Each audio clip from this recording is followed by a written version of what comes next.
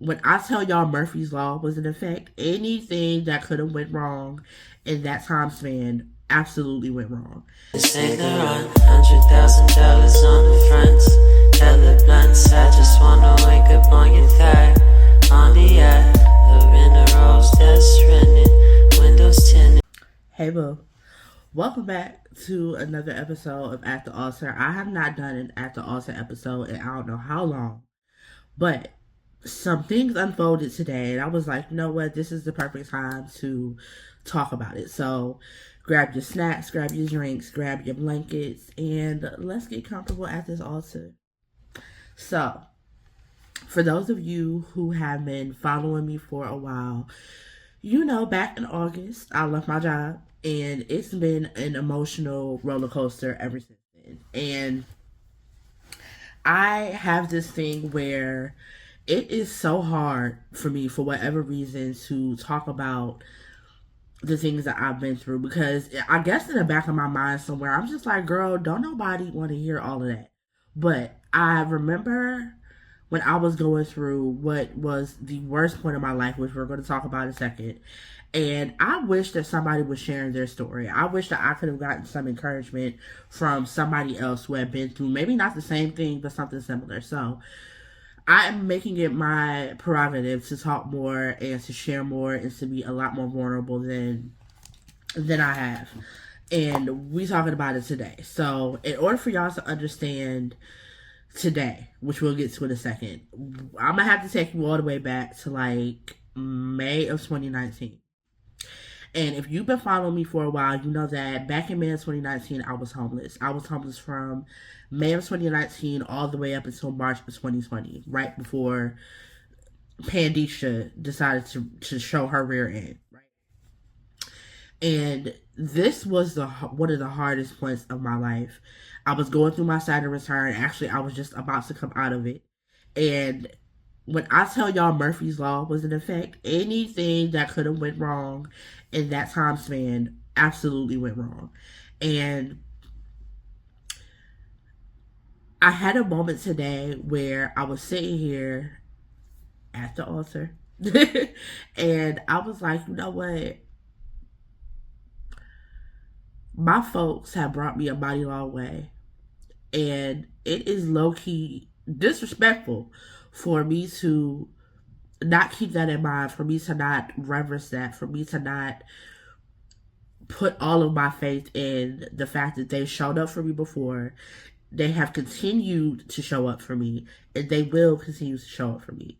And so while I'm sitting here at the altar, I'm listening in my headphones to a YouTube video where Sarah Jakes Roberts was talking. And she was talking about equity and faith and how we get these miracles, we get these blessings, we get these answered prayers, and somewhere along the line, something else happens. And it's almost like we forget that it's been done before. And that gave me the umph that I needed to talk to y'all. So May 2019, I'm homeless. I'm homeless as hell, okay? And living in a hotel. Fast forward to, I want to say, it was the end of February. End of February 2020. Some things happened, which I'm not putting nobody else's business out, so just know some things happened. And what happened caused me to have to leave the hotel. So one day after work, I come back to the hotel and I stop at the desk to pay for my next 2 weeks. And as I'm paying for, or attempting to pay for my next 2 weeks, she gives me that look. Y'all know the look, y'all know the one. And she says, unfortunately, we're only able to extend your stay 3 more days. After that, you're going to have to leave the hotel. So my heart sinks, because now at this point, we're looking at under the bridge homeless, okay? Before staying in a hotel, that was this place. We're about to have nowhere to go, okay? So I pay for the 3 days. I go to my hotel room, and this moment is always going to stick out in my head. It's pivotal because I decided and I chose to do something different. Don't get me wrong. I went up to that room and I cried. I cried for like a good 30 minutes, just sobbing. After I got that all in my system, I opened my laptop. I said, okay, Mac, we are not moving from this laptop until we find somewhere to live. And I just started talking out loud to my folks, to my ancestors. And I was like, look, in the humblest way possible, I need some help. I need y'all to do this. I need y'all to make something shake. And if y'all do, you will never have to worry about me ever doubting ever again. Right? So I'm scrolling, I'm looking everywhere. I'm looking on apartments.com, I'm looking on Craigslist. I get to Facebook Marketplace of all places. And I'm scrolling and I see this property. And this property is beautiful. It's in a beautiful part of downtown. And I start looking at the pictures of the interior, and it literally has everything that I wrote down in my journal a couple of months prior. If I can find that journal, I will insert the picture of what I wrote into this video. But literally everything that I wanted: hardwood floors, stainless steel appliances, big windows, minutes from my job. Like, it was everything. I get to the price and I'm just like, I don't know. I don't know if I can afford it. So I keep scrolling. Something was like, girl, scroll back up, get the phone number, and call them people. The worst they can say is no. But if you don't call them, you'll never know. So I call them, and she sets up a time with me to see the apartment, which just so happens to be the next day. So the next day comes, and I come and look at the apartment, fall completely head over heels in love with it. And we are standing in the kitchen, and she's like, so if you like it, we can move forward with the lease. And if you have the deposit ready, pay the deposit, you'll get the keys tomorrow afternoon. And so, in true Mecca fashion, I'm like, look,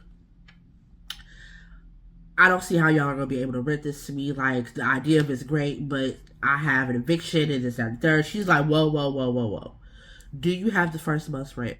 Mind you, at the time, I did not. I had like maybe half of it. But I was like, yeah. She was like, do you have a job? I said, yes. What's the issue? If you want this apartment, it's yours. Slides me the lease. She said, you don't have to pay the deposit until tomorrow when I drop the keys off to you. Just have it in a money order. Y'all, when I say I don't or didn't know how I was going to get the rest of the money that I needed for that deposit, I had no idea. I had a friend randomly hit me up that day because I told her that I was going to see the apartment, and she asked me how it went, and I was like, it went great, but I have 24 hours to come up with this money, and I have no idea how I'm going to get it. So she's like, don't worry, like, it'll all work out, this, that, and third. I'm like, yeah, okay, I wrote through her. So I went to bed kind of frustrated because I'm like, how are y'all going to present this beautiful apartment to me and dangle it in front of my face like a piece of steak, and I have no idea how I'm going to pay for it? But I was like, you know what? If it's for me, and this is important, I said, if it's for me, y'all gonna make a way. So I go to sleep, wake up the next morning, get ready for work. I had to meet with the lady that afternoon. So I'm getting ready for work. And I'm the type of person, especially back then, I didn't want to talk to nobody. Like, I really didn't. So I would usually not even check my phone until I was ordering my Ubers to work. So I get ready for work, I'm ordering my Uber, and I'm looking at my notifications, and I have a Venmo notification. I'm like, so I look at the notification, and it is $1,200 sitting in my Venmo from said friend. And I immediately call her, and I was like, what are you doing? And she was like, I told you that it would work out. I have extra money. I have spare money, that I have money I can spare, and you need a place to stay. Don't worry about paying me back right away. Pay me back when you can, but I need you to take this money and go get your apartment. So later that afternoon, I was actually working a double that day, and I went from one work site to another work site, and it was at the next work site that the landlord hit me, and they were like, hey, we're about to drop the keys off, text us the address, do you have the money order? And I was like, yeah. And it honestly wasn't registering to me in my mind at the time that I was going home that night to my own apartment. Why is this story so important? This story is so important to me because, number one, I'm sitting in said apartment 4 years later. And like I told you guys at the beginning of the video, I have been in a place of a lot of uncertainty. And so much so to the point where I have had no idea how I am going to continue to pay this rent, to pay these bills, and to do all the things. But it is no coincidence to me that as I'm having these thoughts, as I am ruminating in my mind about how I'm going to do this or how I'm going to do that, that I saw that message and it convicted me. It convicted me because it's just like, how dare you sit here worrying about how you're going to make it through? And it's been proven time and time again that your folks got you and that they're going to keep you, and that the promise that was made when you got this apartment, which was you'll never go back to where you used to be. Like, it just stirred something up in me today. And there's no doubt in my mind, even back then, like now looking back, there's no doubt in my mind that that was my ancestors. There's no doubt in my mind that that was nothing but God, right? If you are in a point where so much is uncertain, and a lot of us are there, look around. You feel me? Like, literally, look around. There are people who don't know how they're going to take care of their kids from day to day.